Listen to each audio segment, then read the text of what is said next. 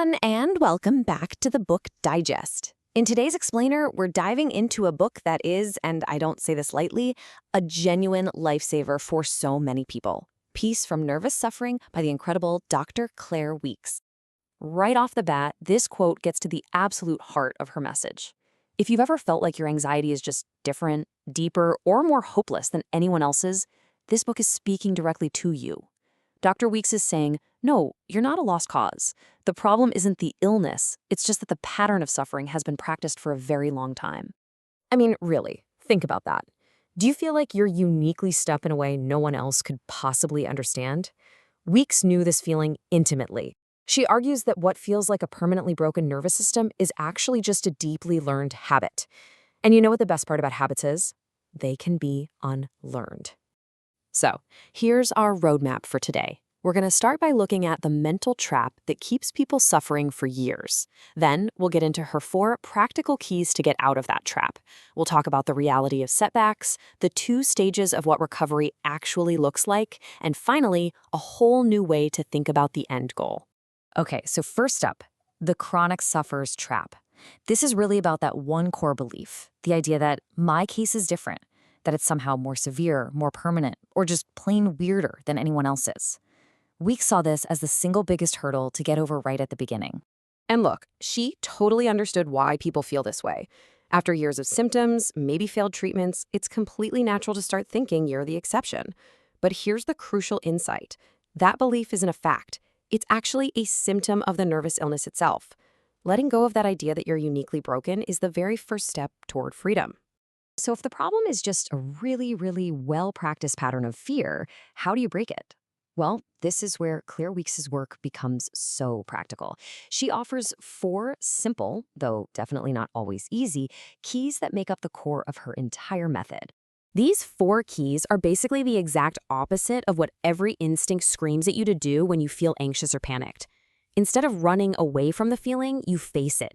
Instead of tensing up and fighting it, you accept it's there. You try to float through the experience, almost like a boat on a rough sea, without adding more tension. And, this is a hard one, you let time pass without demanding to be better by tomorrow. This gives your exhausted, sensitized nerves a chance to finally heal. Now, this is such a cool way to reframe willpower. We usually think it's about gritting our teeth and forcing things to change. But have you ever tried to force anxiety away? It's like trying to hold a beach ball underwater. The second you let up, it shoots back up even more powerfully. Weekes says real willpower, true personal power, isn't force. It's the willingness to go toward the feeling, to choose acceptance over fighting. That's where your agency really is.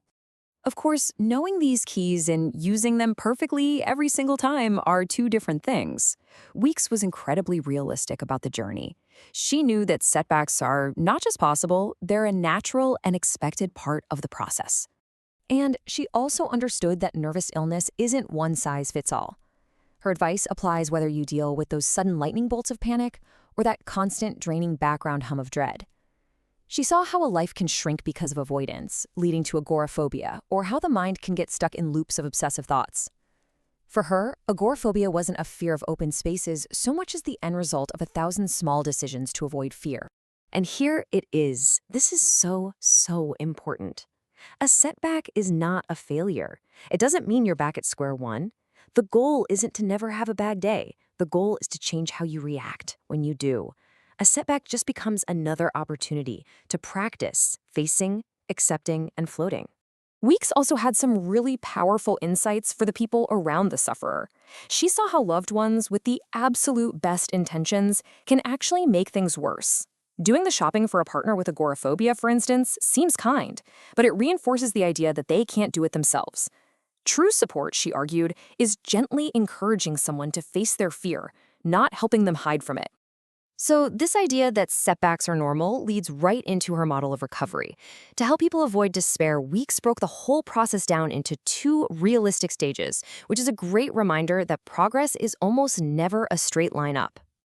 The first stage is all about glimpses. This is so hopeful. You might have one good hour, or maybe just 10 minutes, where you feel a bit of peace, a bit like your old self. Then a bad day hits and your brain immediately says, see, that was a fluke, I'm not really better. Weekes says, no, that glimpse was real. It's solid proof that your nervous system knows how to be calm. And it's the very first sign that the method is working. And as you keep practicing acceptance, especially through the setbacks, you gradually slide into stage 2. This is where those glimpses start to stretch out and connect. The good periods get longer, the bad periods get shorter and less intense. It's not a sudden miracle. It's the slow, steady, natural results of retraining your brain's response to fear over and over again. And all of this leads us to the final and maybe the most profound piece of her teaching. Weeks offers a vision of recovery that is so much more hopeful and realistic because she completely changes what the finish line looks like. And this right here is the ultimate takeaway.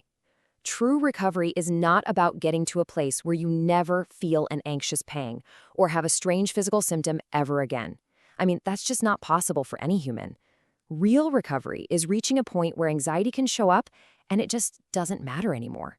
It doesn't trigger that second wave of fear about the fear, and it absolutely does not have the power to make you shrink your life. So we'll leave you with that to think about. By teaching us to face, accept, and float, Claire Weeks gives us a path not just to feel better, but to build a totally new relationship with our own minds. A relationship where peace is finally possible. Not because anxiety is gone for good, but because our fear of it is.